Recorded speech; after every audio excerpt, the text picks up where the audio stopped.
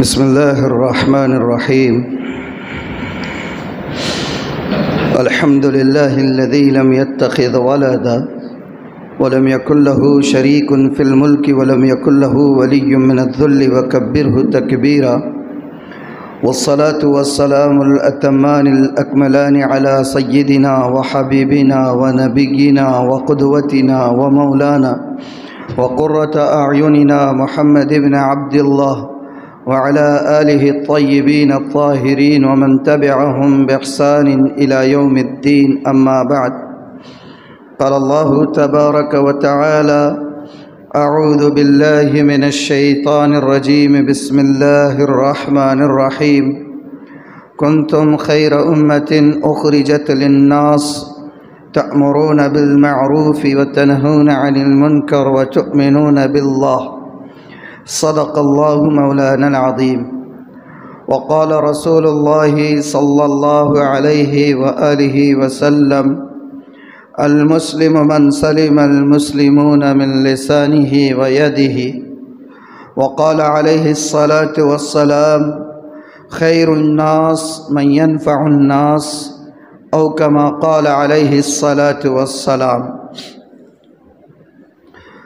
قابل صد احترام بزرگوں، عزیز دوستوں اور گرامی قدر بھائیوں، اللہ تبارک و تعالیٰ نے ہمیں جو دین دیا ہے اس دین کا نام اسلام ہے، اور اسلام کے لٹرلی اور لفظی معنی ہوتے ہیں امن و امان اور سلامتی کے۔ اسلام کے لفظی اور لٹرلی معنی ہوتے ہیں امن و امان اور سلامتی کے۔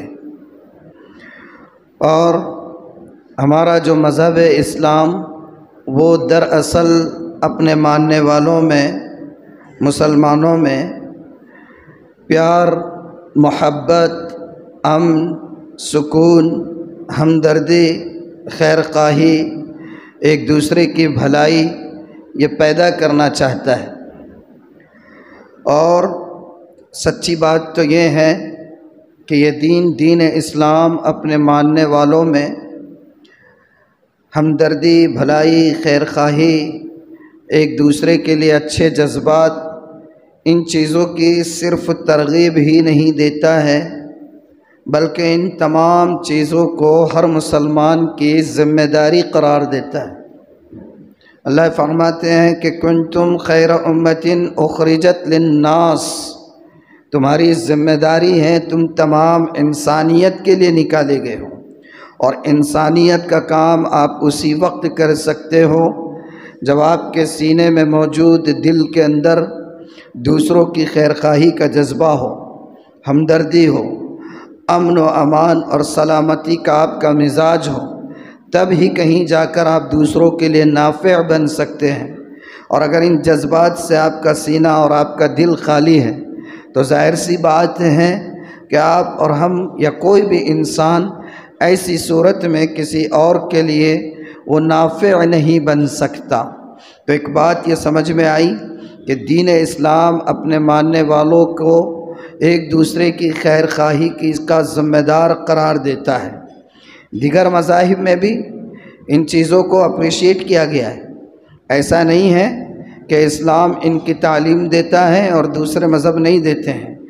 دیگر مذاہب میں بھی ان تمام چیزوں کو اپریشیٹ کیا گیا ہے، اور دیگر مذاہب میں بھی ان چیزوں کا حکم دیا گیا ہے، لیکن اسلام کے حکم دینے میں اور دیگر مذاہب کے ان باتوں پر آمادہ یا ابھارنے میں بنیادی فرق یہ ہے کہ دیگر مذاہب ان چیزوں کا حکم تو دیتے ہیں، ان چیزوں کی ترغیب تو دیتے ہیں، لیکن اسلام ان چیزوں کو ہر انسان کی اور بالخصوص مسلمان کی ذمہ داری قرار دیتا ہے کہ ذمہ دار ہے تم اس چیز کے۔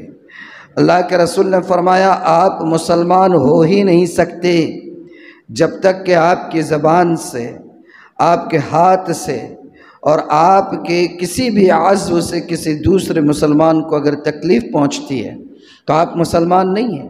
تو اس کا مطلب یہ ہے کہ ہمدردی، خیر خواہی، بھلائی امن، سکون، آشتی، دوسروں کے لیے اچھے جذبات کا پیدا ہونا، یہ ہر مسلمان کی ذمہ داری ہے، اس کو ان چیزیں اپنے اندر پیدا کرنا ہے۔ اسلام سے پہلے دنیا کا جو عمومی حال تھا، جو عمومی صورتحال تھی، تھوڑا سا ماشاءاللہ آپ لوگ پڑھے لکھے ہیں، سیرت بھی آپ نے پڑھی ہوگی۔ رسالت مآب صلی اللہ علیہ وآلہ وسلم کی جو بعثت کا دور تھا، اور جس وقت آپ کو بعثت سے سرفراز کیا گیا، اس وقت بالعموم پوری دنیا کی جو صورتحال تھی اور بالخصوص عربوں کا جو حال تھا، اس سے آپ واقف ہیں۔ کیسا عالم تھا وہاں پر جب اللہ کے رسول کو مبعوث کیا گیا تھا۔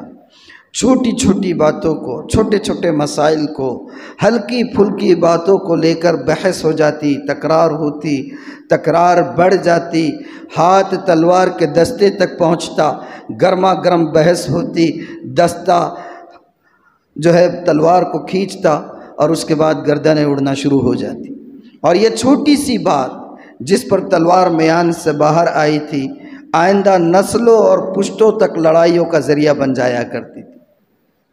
چھوٹی چھوٹی باتوں پر، ہلکی پھلکی باتوں پر تلواریں نکل جا رہی ہیں اور نسلوں اور پشتوں تک لڑائیوں کا سلسلہ جاری رہتا تھا۔ یہ حال تھا عربوں کا خاص طور پر، اور بالعموم پوری دنیا اسی کیفیت سے دوچار تھی۔ یہ مہابھارت اور یہ اگرچہ کہ فکٹیشیس ہے، ہمیں نہیں یقین ہے کہ یہ کبھی حقیقت ہوئی ہوگی، ساری چیزیں فرضی ہیں، ساری ہندو میتھالوجی سب فرضی ہے، فکٹیشیس ہے، لیکن اگر مان بھی لے تو پوری تاریخ دیکھیے کس سے بھری پڑی ہے، اسی خون خرابے سے۔ اسلام جب آیا تو اسلام نے پوری دنیا کی کایا پلٹ کر رکھ دی۔ آپ سوچیں کہ معمولی معمولی باتوں پر بحث و مباحثہ اور تکرار صدیوں اور پشتوں تک لڑائیوں کا اور جنگوں کا ذریعہ بن جانے والی، اور وہ لوگ جو بات بات پر ایک دوسرے کی گردنیں اتارنے کے عادی اور بات بات پر ایک دوسرے کے خون کے پیاسے رہنے والے لوگ، جب اسلام کی تعلیمات کے زیر سایہ آئے اور رسالت مآب صلی اللہ علیہ وآلہ وسلم کی تعلیمات سے اپنے دلوں کو منور کیا، تو کایا کیسی پلٹی؟ سبحان اللہ۔ مشہور واقعہ ہے، مشہور واقعہ ہے، جنگ کا میدان ہے اور گھمسان کا معرکہ جاری ہے اور کشتوں کے پشتے لگ رہے ہیں، دھڑا دھڑ جو ہے لوگ گر رہے ہیں، کٹ رہے ہیں، کچھ زخمی ہیں، اور اس زخمیوں کی جھنڈ میں ایک صحابی ہیں جو کراہ رہے ہیں، پیاس کی شدت سے ان کے لبوں سے آواز نکل رہی ہے، کراہ رہے ہیں۔ کوئی پانی لے کر وہاں پہنچتا ہے کہ ان کو پانی پلا دے، ابھی جب ان کو پانی دینے ہی والے ہوتے ہیں کہ قریب سے کہیں سے کسی اور کے کراہنے کی آواز آتی ہے پانی کی شدت کی وجہ سے۔ وہ اشارہ کرتے ہیں، پانی نہیں پیتے ہیں، اشارہ کرتے ہیں کہ وہ بھائی بھی شاید پیاسے ہیں، پانی ان تک لے کر چلے جائیں۔ وہاں جاتے ہیں، تیسرے صاحب کی آواز آتی ہے، وہ بھی کرا رہے ہوتے ہیں لیکن اپنی پیاس بجھانے کے بجائے تیسرے تک روانہ کرتے ہیں۔ تیسرے تک جب پہنچتے ہیں پھر کسی کے کراہنے کی آواز آتی ہے اور وہ صاحب بھی آگے روانہ کر دیتے ہیں، لیکن جب یہ چوتھے صاحب کے پاس وہ پہنچتے ہیں تو ان کے پہنچنے تک ان کی روح قبض ہو چکی ہوتی ہے۔ پانی کا پیالہ اسی طرح واپس لے کر تیسرے صاحب کے پاس آتے ہیں تو وہ بھی اپنی جان آفری کے سپرد کر چکے تھے۔ دوسرے کے پاس آتے ہیں، وہ بھی جام شہادت نوچ کر چکے تھے۔ پہلے کے پاس آتے تو وہ بھی رخصت ہو چکے تھے۔ بات بات پر گردنوں کے اڑانے والے جب اسلام کی تعلیمات کے زیر سایہ آئے اور رسالت مآب صلی اللہ علیہ وآلہ وسلم کی صحبت یافتہ ہوئے تو ایسی کایا پلٹی کہ جان دینا گوارا کر لیا لیکن کسی مسلمان کی تکلیف کو برداشت نہیں کیا۔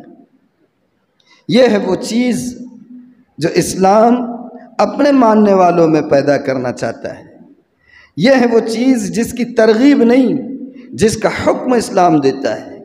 قرآن کہتا ہے کنتم خیر امت اخرجت للناس، تم بہترین امت ہو، لوگوں کی نفع رسانی کے لیے برپا کیے گئے ہوں، اور لوگوں کی نفع رسانی لوگوں کے ہمدردی کے جذبے سے خالی دل کے ساتھ نہیں ہو سکتی ہے۔ اخلاق سب سے بڑی دولت ہے اس دنیا کی، سب سے بڑی۔ ہزار عبادتیں آپ کے جلوے میں موجود رہنے دیجئے، اور تہجد کا انبار آپ کے ساتھ رہنے دیجئے، اور روزے ہیں، حج ہے، عمرے ہیں، نوافل ہیں، تلاوتیں ہیں۔ سب سے بڑا مسکین ہے وہ شخص۔ اللہ کے رسول نے صحابہ سے خود پوچھا تھا، دریافت کیا تھا، بتاؤ مسکین کون؟ مسکین کس کو سمجھتے ہو؟ لوگوں نے کہا اللہ کے رسول مسکین وہ جس کے پاس کچھ پیسہ نہ ہو، جس کے پاس کھانے کے لیے کچھ نہ ہو، جس کے پاس سر چھپانے کے لیے کوئی جگہ میسر نہ ہو، وہ مسکین ہے معاشرے میں۔ فرمایا نا نا نا، مسکین وہ نہیں ہے، مسکین وہ ہوگا جو کل قیامت کے دن حشر کے میدان میں ڈھیر ساری نیکیوں کا انبار لے کر آئے گا، لیکن کسی کو تکلیف دیا ہے، کسی کا حق چھینا ہے، کسی کی ایذا رسانی کی ہے، کسی کی حق تلفی کی ہے، کسی کے مال کو کھا کر ہضم کر کے بیٹھ گیا ہے، کسی کا قرض لے کر واپس کرنے کی فرصت نہیں مل رہی ہے، کسی کی غیبت ہے، چغلی ہے، جھوٹ ہے۔ اللہ اکبر، اس کی نیکیاں ان کو دی جاتی رہے گی، دی جاتی رہے گی، نیکیاں ختم ہو جائے گی، ان کے گناہ اس کے پلڑے میں ڈالے جاتے رہیں گے۔ نیکیوں کا ڈھیر لے کر آیا تھا، ختم ہو گیا۔ عبادتیں تو خوب ہیں، نیکیاں تو خوب ہیں، تلاوتیں تو خوب ہیں، تسبیحات خوب ہیں، وقت بہت لگ چکا ہے، شیخ الحدیث کی مجلسوں میں بھی جا چکے ہیں، خانقاہوں میں جا کر الا اللہ کی ضربیں بھی لگا کر آتے رہے ہیں، لیکن معلوم ہوا کہ فائنل ابورڈ از ہیل، آخری ٹھکانہ جہنم، آخری ٹھکانہ جہنم۔ تو کیا سمجھ میں آیا؟ اسلام یہ بتاتا ہے کہ مسلمان وہ جس کی زبان سے، جس کے ہاتھ سے دوسرے لوگ محفوظ رہے، اور صرف تعلیم ایسا حکم دے کر نہیں چھوڑتا ہے، ایسی تعلیمات دی کہ ان کو اگر انسان اپنا لے تو یہ چیزیں خود بخود انسان کے مزاج کا اور سرشت کا حصہ بن جائے۔ جیسے فار ایگزامپل، مثال کے طور پر ایک بات بتاتا ہوں جو اسلام نے دی ہے، بہت آسان، بہت سستی، بہت ہلکی، کوئی دقت نہیں، کوئی پریشانی نہیں، ہر کوئی کہہ سکتا، ہر کوئی استعمال کر سکتا، لیکن اس کا عادی اگر انسان بن جائے، خود بخود دوسروں کی محبتیں اس کے حق میں آنا شروع ہو جائیں، دوریاں ختم ہو جائیں، محبتیں پیدا ہو جائیں، دشمنیاں مٹ جائیں۔ ایک تعلیم ہے اسلام کی، کیا ہے؟ گیس کرو آپ، بہت ہلکی، سلام، سلام کرنا ہے یا نہیں؟ اسلام نے سلام کی اہم تعلیم ہے، سلام ہے نا، السلام قبل الکلام، السلام علی من عرفت ومن لم تعرف، بات کرنے سے پہلے سلام کرو، کسی کو پہچانتے ہو نہ پہچانتے ہو سلام کرو۔ اب ہم نے کیا کر دیا؟ جو عمومی قسم کی نیکیوں کی جو عمومیت تھی، ان عمومیت کو ہم نے خصوصیت میں تبدیل کر دیا۔ سامنے سے آنے والا مسلمان ہے، جانتے ہیں لیکن پہچانتے نہیں ہیں تو سلام نہیں کریں گے۔ اس عمومیت کی نیکی کو خصوصیت میں تبدیل کر دیا، یہ مزاج ہے۔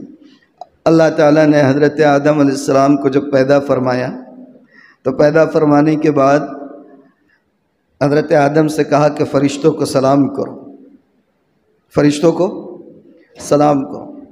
حضرت آدم علیہ السلام نے فرشتوں سے کہا السلام علیکم، اور پھر فرشتوں نے جواب دیا وعلیکم السلام ورحمۃ اللہ۔ کیا جواب دیا؟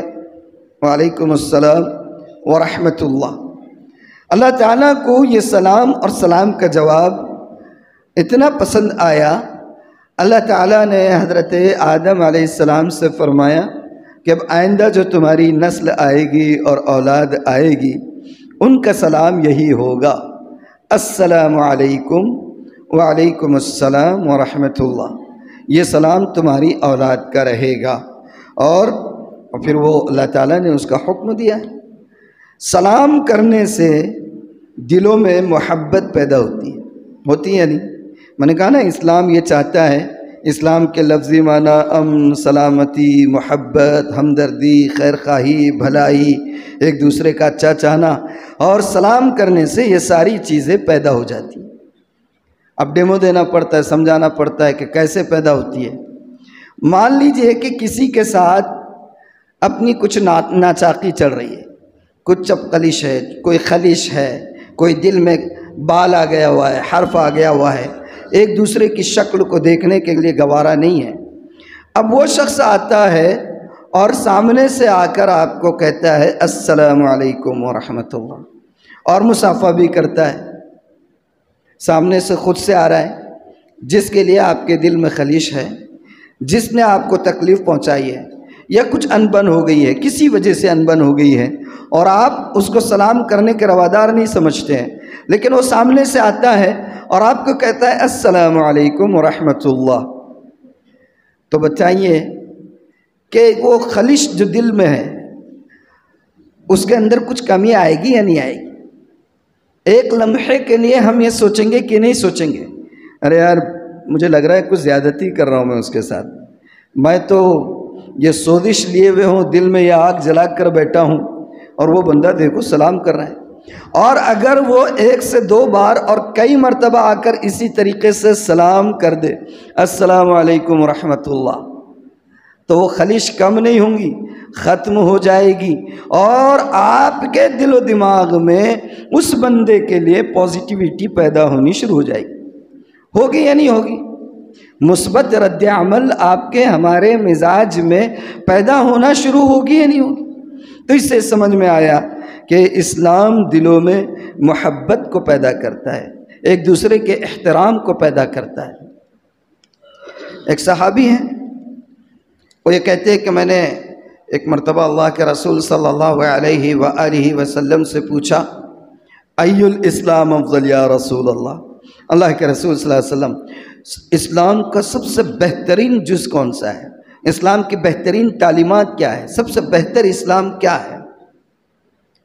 اب یوں تو پورا کی پورا اسلام از الف تا یا شروع سے لے کر آخر تک خیر ہی خیر ہے، اسلام خیر کا منبع ہے، اسلام بھلائی کا سرچشمہ ہے، پوری تعلیمات اسلام کی خیر پر مبنی ہے، لیکن پھر بھی ان صاحب نے عرض کیا کہ اللہ کے رسول صلی اللہ علیہ وآلہ وسلم اسلام کا سب سے بہتر حصہ کیا ہے؟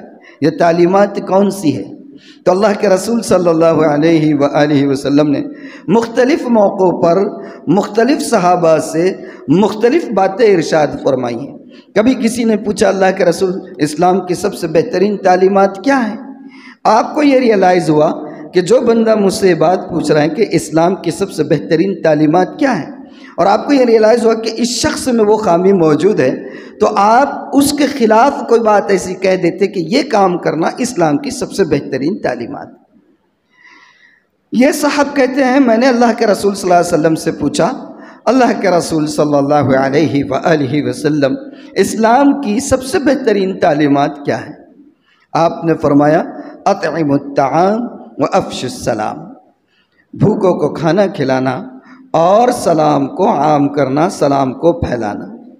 کیا فرمایا آپ نے؟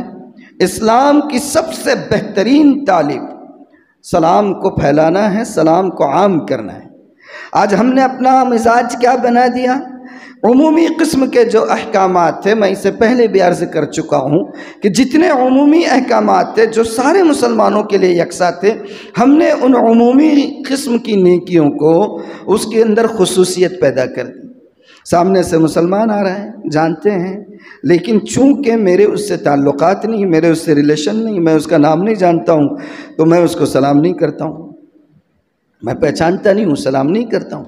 حالانکہ رسالت میں آپ صلی اللہ علیہ وآلہ وسلم نے صاف فرمایا ہے، اور ہم مکتب میں بچوں کی گھٹی میں وہ حدیث ڈالتے ہیں، اور ہم میں سے تقریباً ہر شخص کو وہ حدیث زبان زد ہوتی ہے، جس میں اللہ کے رسول نے فرمایا السلام علی من عرفت ومن لم تعرف۔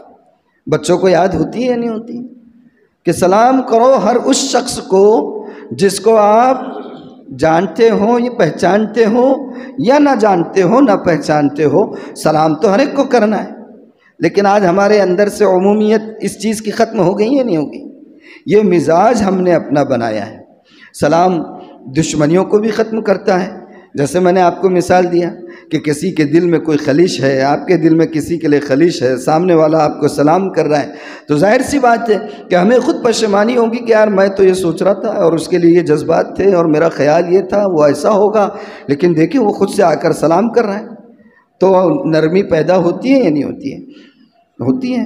اور بلا وجہ سلام کرنا چاہیے۔ اب ہم نے مزاج بنا دیا ہوا ہے، ارے بھائی کوئی شاگرد ہے سامنے سے آ رہا تو اس نے سلام کرنا، مقتدی ہے ہمارے اور وہ ہمارے سامنے آنا خود سے سلام کرنا، ہم نے اپنا مزاج بنایا ہوا ہے۔ اپن امام ہے، امام کا مقام رہتا، ایسے تھوڑی انہوں نے آتے برابر سلام کرنا، نہیں تو پھر وہ بے ادب ہو گئے۔ ساری تعلیمات ہم نے آپ کے لیے رکھی، ہمارے لیے تو ہم نے کچھ بچا کے رکھا ہی نہیں ہے۔ یہ ہے مزاج عمومی، یہ مزاج ہے۔ اللہ حفاظت کرے۔ سب کے سب وہ آوے کا آوا جس کو کہتے ہیں نا بگڑا ہوا ہے، اور ایک ہی حمام میں سب برانا ہے، وہ والی کیفیت ہے معاشرے کی۔ کیا صحابہ، کیسی طبقے کو اللہ نے اپنے رسول کی صحبت کے لیے منتخب کیا تھا۔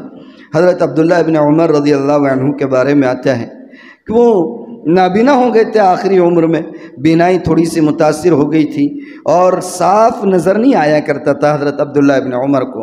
آپ بازار تشریف لے جاتے تو اپنے کسی شاگرد کو ساتھ لیتے اور اس کا ہاتھ پکڑتے اور اس کے ساتھ بازار جاتے، اور روزانہ کا معمول کسی شاگرد کو لیتے اور بازار چلے جاتے، اور شاگرد ان کے ساتھ جاتے، حضرت کو پورا بازار گھماتے اور حضرت گھر واپس آ جاتے۔ اب روز روز کا ہو گیا تو شاگرد بھی بولے کیا ہی یہ روز روز کا، آج ذرا بڑے میاں کو پوچھ ہی لیتے۔ کسی شاگرد نے حضرت سے پوچھ لیا کہ حضرت آپ روزانہ بازار جاتے، کبھی تو کوئی چیز خرید لیا کرو، خالی پیلی کا چکر لگا کے واپس آ جاتے تو بھی کہیں کو۔ تو حضرت نے کیا جواب ارشاد فرمایا؟ آپ نے فرمایا میں بازار میں صرف لوگوں کو سلام کرنے کے لیے جایا کرتا ہوں۔ اللہ اکبر! صحابی رسول ہے اور اللہ کے رسول صلی اللہ علیہ وسلم کے صحبت یافتہ ہیں۔ ان کے نزدیک دیکھیں ان چیزوں کی اہمیت کتنی ہے کہ بازار جا رہے ہیں تو صرف سلام کرنے کے لیے، اور ہم نے اپنا مزاج کیا بنا دیا ہے؟ یہ عمومی مزاج ہمارا بنا ہے۔ آپ سوچے تو صحیح، آپ اور ہم 5 وقت نماز پڑھنے کے لیے مسجد میں آتے ہیں، اور ہر مرتبہ جب نماز ختم کرتے ہیں تو نماز کس چیز پر ختم کرتے ہیں؟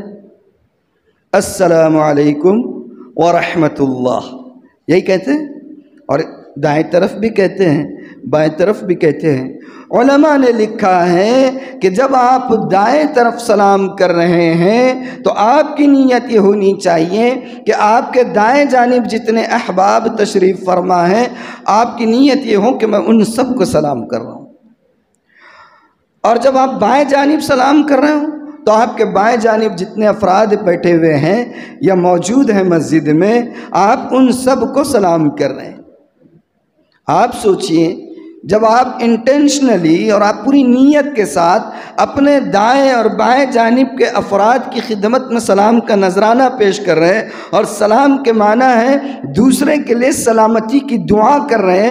ہر مرتبہ جب آپ مسجد میں آ رہے ہیں، پوری مسجد کے تمام افراد کے لیے دائیں اور بائیں جانب جتنے ہو رہے ہیں سب کے لیے سلامتی کی دعا کر رہے ہیں، تو کیا پھر کبھی دلوں میں دشمنی پیدا ہو سکتی ہے؟ دلوں میں دشمنی؟ لیکن مسئلہ کیا ہے پتہ ہے؟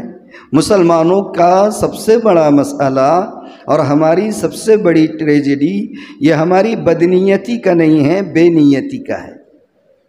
مسلمانوں کی ٹریجڈی کیا ہے؟ بدنیتی کی کم ہے، بے نیتی کی زیادہ ہے۔ تھوڑا ایکسپلین کرنا پڑے گا۔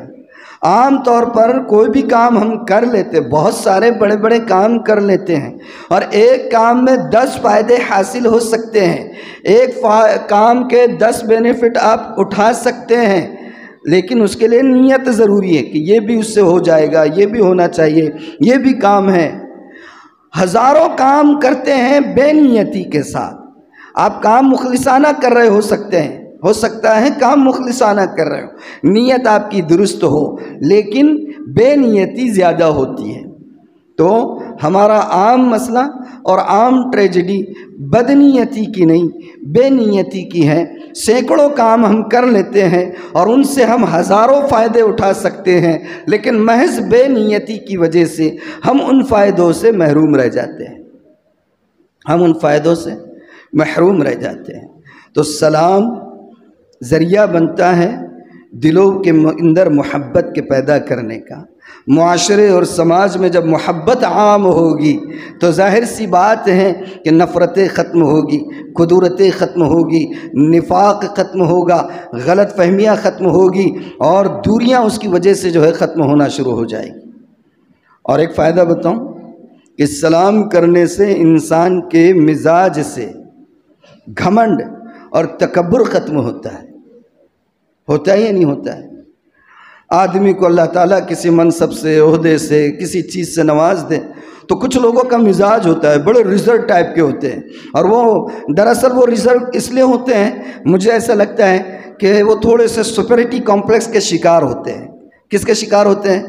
سپیریٹی کمپلیکس کے، مطلب احساس برتری کے۔ ان کو ایسا لگتا ہے ہم چوں منے، فارسی کا مصرع ہے، ہم چوں منے دیگرے نیست، کہ ہمارے جیسا کوئی دوسرا نہیں ہے، تو وہ بس اپنے میں آپ۔ اور ہم جب مدرسے میں پڑھتے تھے تو اس مصرع کے اندر تھوڑی سی ترمیم کر دی تھی بچوں نے، وہ بھی سنا دیتا ہوں تھوڑا آپ کے ظرافت طب کے لیے، کہ ایسے لوگوں کو ہم طور پر مدرسے میں بچے کہا کرتے تھے ہم چوں منے دیگرے کی جگہ ڈنگرے لگا دیتے تھے، ہم چوں منے ڈنگرے نیست، کہ وہ یہ سمجھتا ہے میرے جیسا ڈنگرا کوئی نہیں ہے، یہ اس طریقے سے۔ تو سلام سے انسان کے مزاج سے گھمنڈ ختم ہوتا ہے۔ مثال کے طور پر آپ کو اللہ نے نوازا ہوا ہے، آپ کسی فیکٹری کے مالک ہے، آپ کسی کمپنی کے مالک ہے، آپ کے پاس بہت سارے امپلائیز ہے، آپ کے پاس ورکرز ہے، اور اب لوگوں کا مزاج ہوتا ہے کہ اور اپن تھوڑے سے آنر ہے، اپن مالک ہے، معلوم ہوا کہ کمپنی میں آئے یا آفس پہ آئے، فیکٹری میں آئے تو سیدھے اندر اپنے کیبن کی طرف نکل رہے ہیں اور سارے لوگ سلام کر رہے ہیں۔ تو بعض تو ایسے ہوتے ہیں کہ امپلائیز اگر سلام بھی کر رہے ہیں تو وہ یوں دیکھ کر سیدھا آگے نکل جاتے ہیں، لیکن اگر وہی بندہ اگر آتے برابر اپنے ورکرز کو، اپنے امپلائیز کو اور اپنے پاس کام کرنے والے لیبرز کو اگر وہ خود سے سلام کرے تو کبھی وہ گھمنڈ کے اندر اور تکبر کے اندر اور کبر کے اندر مبتلا ہو سکتا ہے۔ اور سوچیں کہ اس کے اس عمل سے اس کے ورکرز کے دلوں میں اس کی محبت کتنی پیدا ہوگی، محبت سے بڑھ کر احترام کتنا پیدا ہوگا، اور کبر ختم ہوگا۔ کبر تو سب سے بڑا، یعنی کہ انسان کی آخرت کو تباہ کرنے والا اور نام اعمال کو تباہ کرنے والا۔ حدیث قدسی میں ہے، اللہ کے رسول صلی اللہ علیہ وسلم فرماتے ہیں، اللہ تعالیٰ فرماتے ہیں الکبریاء ردائی والعظمت ازاری فمن نازعنی واحدا منہما ادخلتہ النار، کہ کبریائی، بڑائی، تکبر، عظمت، جلال یہ میری چادر ہے، میری چادر، اور اگر اس چادر میں کوئی گھسنے کی کوشش کرے گا ادخلتہ النار، تو میں اسے جہنم رسید کر کے رہوں گا۔ یہ کون کہہ رہے ہیں؟ اللہ تعالیٰ فرمائے۔ اور ہم نے اپنا مزاج بنا دیا ہے، نہ بڑھ کر کسی کو سلام نہیں کرتے، اور اللہ معاف کرے ہم بھی شکار ہیں اس کے۔ کوئی شاگرد سامنے آئے تو اندرونی خواہش رہتی وہ بچہ آگے بڑھ کر سلام کرنا، کوئی مقتدی آئے تو ایک اندرونی خواہش رہتی وہ صاحب آگے بڑھ کر سلام کرنا۔ اللہ ہماری حفاظت فرمائے، ہم سب کی حفاظت فرمائے۔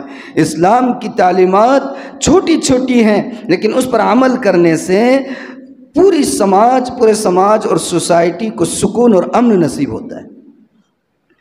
اور اللہ معاف کرے، میں آپ سمجھیں گے کہ شاید میرا مزاج تنقیدی ہے، واللہ میں حلفیہ کر رہا ہوں کہ تنقیدی مزاج نہیں ہے، لیکن کبھی کبھی جب معاشرے کے، سماج کے کچھ ناسور ایسے نظر آتے ہیں تو اس کو بیان کرنا پڑتا ہے۔ آج ہماری سوسائٹی کا کیا حال ہے، اوور آل اگر ادر کمیونٹیز کے ساتھ مسلم کمیونٹی کا ہم جو ہے تو اگر جائزہ لے اور اس کو کمپیئر کرے تو ہر جگہ ہمیں مایوسی ہاتھ آتی ہے۔ اسلام کی تعلیمات دوسروں کو راحت پہنچانے کی ہیں۔ فار ایگزامپل ابھی مسجد ہی دیکھ لیجیے، ہم مسجد میں آتے ہیں، نماز کے لیے آتے ہیں، یہاں پر مسجدیں کس لیے ہیں؟ مسجدیں کس لیے ہوتی ہیں؟ اللہ کی عبادت کے لیے۔ اس میں سارے بھی انسان آتے ہیں، آپ آئے ہیں، میں بھی آیا ہوں، بزرگ بھی آئے ہیں، اور بھی آتے ہیں، سب آتے ہیں، آ رہے ہیں اللہ کی عبادت کے لیے، لیکن ایک دوسرے کو تکلیف سے بچانا اور ہم سے کسی کو تکلیف نہ پہنچے اس کا اہتمام کرنا ہر شخص کی اولین ذمہ داری ہے۔ اب ہم لوگ آتے ہیں، طہارت خانے میں جاتے ہیں، مثال کے طور پر کتنی مرتبہ ایسا ہوتا ہے کہ ہمارے پاس وہ جو پتھر ہوتا ہے وہ ہے، صاف نظر آتا ہے کہ یہ پانی نہیں ہے، یہ پانی نہیں ہے، وہ پورا یلو کلر کا سب پڑا ہوا رہتا ہے، ایسا سب سمجھ میں آتا ہے کہ یورین ہے اور پیشاب ہے، صفائی کا اہتمام نہیں ہے۔ اب جو بعد میں آ رہا ہے اس کو تکلیف پہنچ رہی ہے، آپ آ رہے ہیں اللہ کی عبادت کے لیے اور کسی کو تکلیف دے رہے جو حرام ہے، سمجھنا چاہیے۔ مسلمان ہیں، الطہور شطر الایمان، ہمارے ایمان کا حصہ ہے کہ پاکی آدھا ایمان ہے، تو ہمارے سے اگر کبھی غلطی سے بائی مسٹیک کچھ ہو گیا کسی کمزوری کی وجہ سے کہ آپ برابر جو ہے استنجا نہیں کر سکے، پھیل گئے، تھوڑا پانی ڈال دیں، ایک مگہ بھر کے پانی لے لے، اس پر بہا دیں۔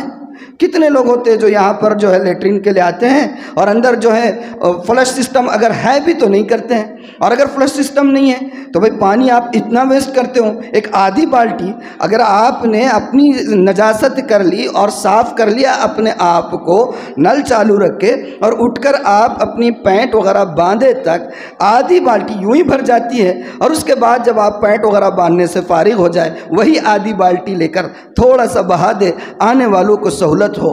اس کا اہتمام کرتے ہیں کبھی؟ یہ اسلام کی تعلیمات نہیں ہے، ہم مسلمان نہیں ہیں۔ اسلام کے لٹرلی معنی امن و سلامتی کے اور دوسروں کو محفوظ رکھنے کے نہیں ہیں۔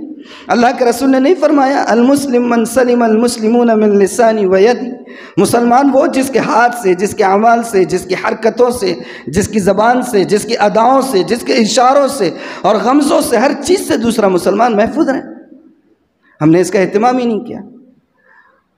اور چلو ٹھیک ہے نہیں کریں، آپ ہو سکتا ہے آپ کو تھوڑا سا آ گیا ہوا ہے، خوب اللہ نے نواز دیا ہے تو تھوڑا سا کراس بات کرنے کی عادت رہتی، مؤذن کہیں کو رکھے، تو اللہ کے بندے مؤذن جو ہے تو انسان نہیں ہے، مؤذن انسان نہیں ہے، اس کے سینے میں دھڑکتا ہوا دل نہیں ہے، وہ بھی تو انسان ہے، اس کا بھی خیال رکھے۔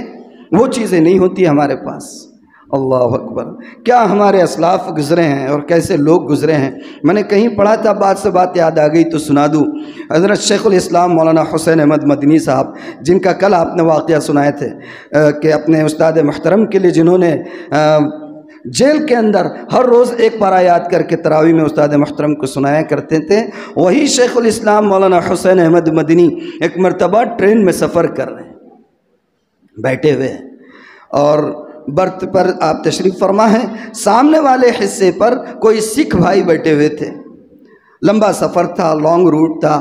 وہ صاحب جو ہے اٹھے اور باتھ روم گئے اور جا کر فوراً 1 منٹ میں آ کر واپس بیٹھ گئے، اور آنے کے بعد ان کے چہرے کے جو تاثرات تھے اور چہرے کے اوپر جو شکنیں آ رہی تھی اس سے صاف سمجھ میں آ رہا تھا کہ یہ صاحب تکلیف میں ہیں، اور جا کر فوراً واپس آ گئے، کچھ تو بھی چیز ان کی مرضی کے خلاف ہوئی ہے۔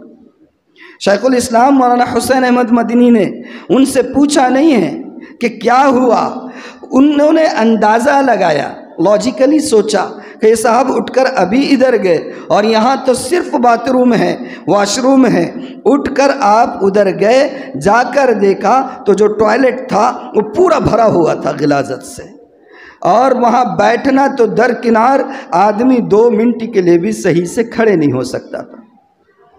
حضرت نے کچھ نہیں کہا، چلے گئے، وہ دیکھا، اور اس کے بعد ایک 5 سے 7 منٹ کے بعد اپنی جگہ پر آ کر بیٹھے، اور جو سامنے سکھ بیٹھا ہوا تھا ان سے کہا بھائی صاحب مجھے لگتا ہے آپ کو ضرورت کے تقاضا ہے اور نیچر کی کچھ کال ہے آپ کو، یعنی انہوں نے یہ الفاظ نہیں کہے ہوں گے، آپ کو ضرورت کا تقاضا ہے، آپ جائیے ذرا، جا کر فارغ ہو کر آ جائیے۔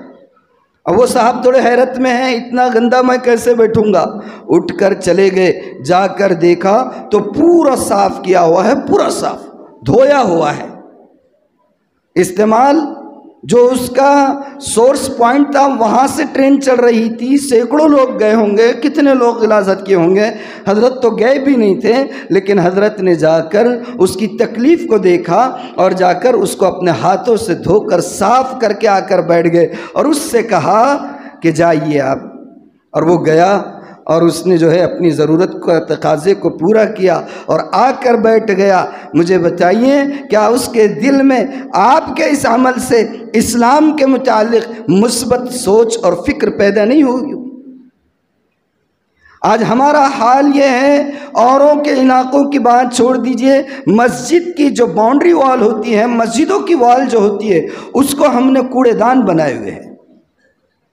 کتنے علاقے ایسے شہر کے دیکھ لیجئے، ملت نگر میں جائیے، ادھر رحمت نگر میں جائیے، اور بھی جائیے، ہمارے علاقوں میں حسنین کے پاس جائیے، ادھر تلت کی طرف جائیے، اور وہ یہاں سے نکلے وہ دیوانی بوڑی، کون سی بوڑی، اوشانی اور دیوانی بوڑی، دیکھ لو کیا حال ہے اس کا۔ وہاں بازو میں کون بزرگ ہے، ان کا مزار ہے، وہ مزار کو کوڑا دان بنایا ہوا ہے۔ کہاں جی رہے ہم، کیسے رہ رہے ہم، سلیقہ کدھر ہے؟ نفاست، طہارت، نظافت، پاکیزگی، اسلامی تعلیمات، مسلمان کس کو کہتے ہیں؟ ارے علماء نے تو یہاں تک لکھا ہے کہ اگر آپ مسجد میں آتے ہیں زبردستی اپنی عطر کی شیشی پھیلاؤ مت۔ ہلکا 10 روپے والا لے کر آ جاتے، کسی کے سر میں گرانی ہوتی ہے، کسی کو تکلیف ہوتی ہے، اندازہ نہیں لگاتے، بس آئے، لیجئے حضرت، لیجئے حضرت، لیجئے حضرت۔ یہ خلاف سنت، خلاف آداب ہے، اس کے آداب ہونے چاہیے۔ حضرت مولانا اشرف علی تھانوی رحمہ اللہ نے اپنے ملفوظات میں بات لکھی ہے کہ آپ عمومی طور پر لا کے سب کو مت لگاؤ، بلکہ یہاں تک لکھا ہے کہ اگر بہت زیادہ پاورفل عطر ہے تو اس کو لگا کے بھی صف میں مت کھڑے رہیے۔ ہو سکتا ہے آپ کے بازو والا، اگل بغل والا وہ حساس مزاج کا ہو، اس کے سر میں گرانی پیدا ہو جائے، اس کو جو ہے تو تکلیف سانس لینے میں شروع ہو جائے، کوئی مسئلہ پیدا ہو جائے۔ دیکھیے کیا تعلیمات ہے، سبحان اللہ، سبحان اللہ، سبحان اللہ، کہیں ملے گی یہ تعلیمات؟ اور ہم نے مسجدوں کے وال کو کوڑا دان بنایا۔